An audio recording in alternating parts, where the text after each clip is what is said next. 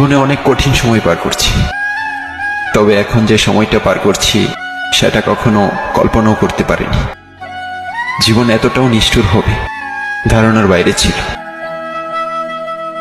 মাঝে মাঝে নিজের ভাগ্যটাকেও নিয়ে অনেক আফসোস হয়। জীবনটা এমন হওয়ার কথা ছিল না। মাঝে মাঝে এটাও মনে হয় জীবনটা আর একটু সুন্দর হলে কি বা এমন ক্ষতি হতো। জীবনে অনেক কঠিন সময় পার করছি, তবে এখন যে সময়টা পার করছি সেটা কখনো কল্পনাও করতে পারিনি।